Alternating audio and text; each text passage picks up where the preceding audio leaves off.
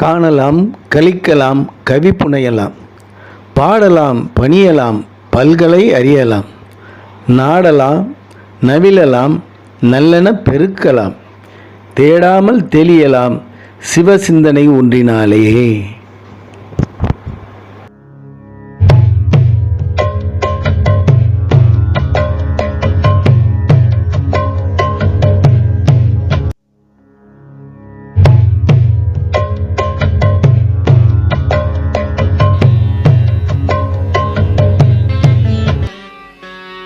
மலர் தூவி மகிழ்வோம் மனங்கொண்டு ஈசனை, புறந்தள்ளி வெல்வோம் நிலையில்லா வாழ்வினை, அறங்கொண்டு வாழ்வோம் அகலாது அன்பினில், நிஜம் கண்டு களிப்போம் நித்திய சிவஜோதியில்.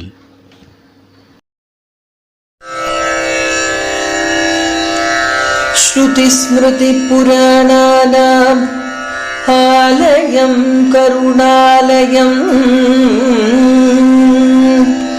நமாமி பகவத்பாதம் சங்கரம் லோகசங்கரம்.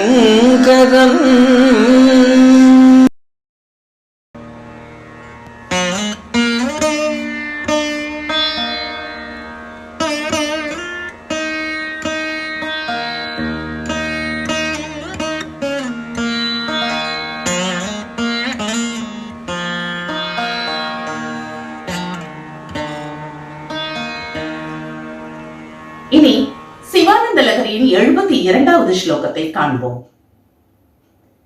தியானாஞ்சனேன சமவேக்ஷ்ய தமப்ரதேசம் வித்வா மகாபலிபிரீஸ்வர நாம மந்த்ரைஹி திவ்யாஸ்ருதம் புஜகபூஷணமுத்வஹந்தி ये पाद पद्ममिह ते शिव ते कृतार्ताः.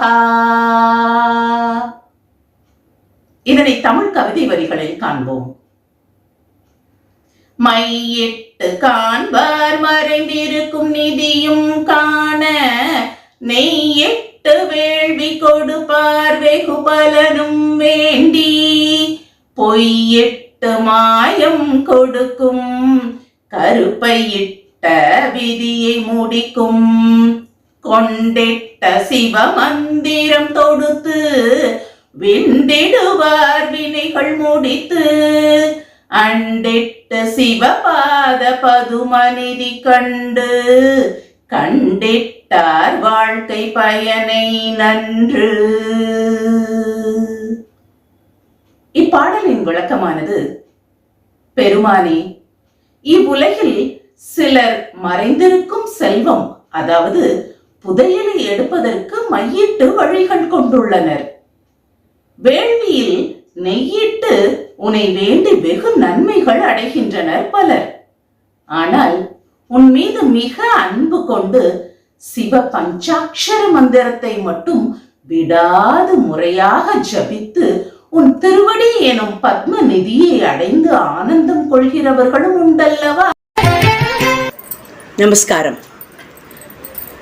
ரிஷப வாகனார் சிவனின் இடமுடை மெய் நாயகியும் இனிமையும் இதமான சொல்லுடை இமையன் மகள் பார்வதியும், சொல்லில் வடிக்க முடியாத பேரெழில் கொண்டவளாயும் சொக்கனின் சொந்தமானவளாய் உலகெல்லாம் உள்ள எல்லா உயிர்களுக்கும் அன்னையானவளாய் திகழ்கின்ற ஆதிபராசக்தியின் அழகு தோற்றத்தில் லயித்து அற்புதமான 100 ஸ்லோகங்களை அளித்தவர் ஸ்ரீ ஆதிசங்கரர்.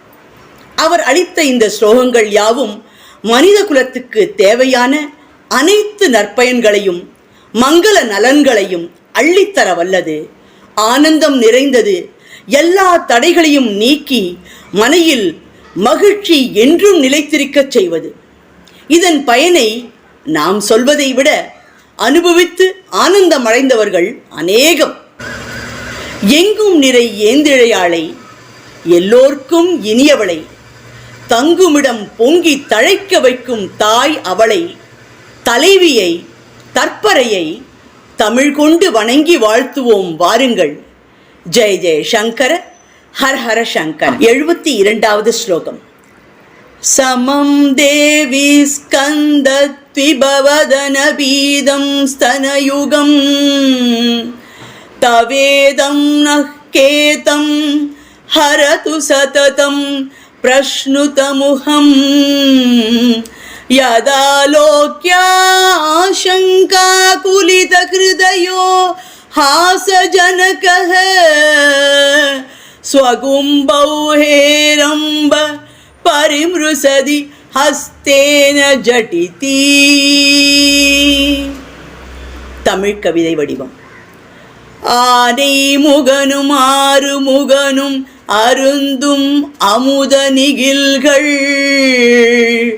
வானமுயர் துன்பம் வரினும் வாட வைக்கும் வரக்கலங்கள் கோடி புண்ணிய நிதி கொள கோபுர உயர் ஸ்தனங்கள்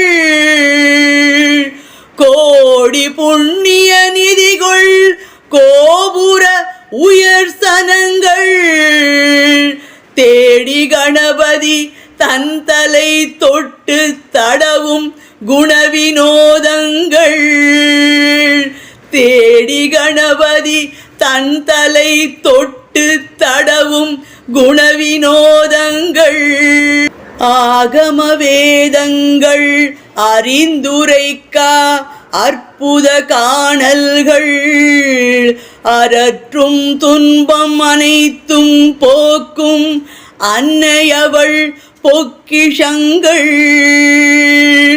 அரற்றும் துன்பம் அனைத்தும் போக்கும் அன்னையவள் பொக்கிஷங்கள் துன்பம் அனைத்தும் போக்கும் அன்னையவள் பொக்கிஷங்கள். தேவி, உன்னுடைய பிள்ளைகளான கணபதி கந்தன் இருவரும் உனது நிகில் அமுதம் பருகியவர்கள் அன்றோ?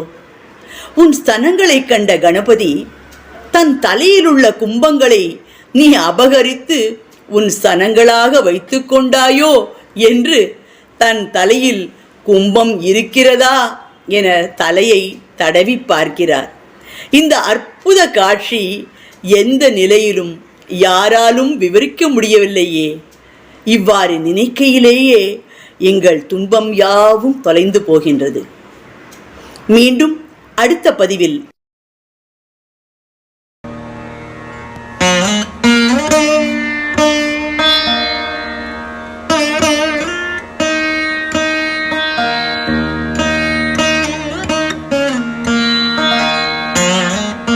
உங்களுக்கு இந்த வீடியோ பிடித்திருந்தால் லைக் செய்யுங்கள், ஷேர் செய்யுங்கள், மறக்காமல் சப்ஸ்கிரைப் செய்யுங்கள்.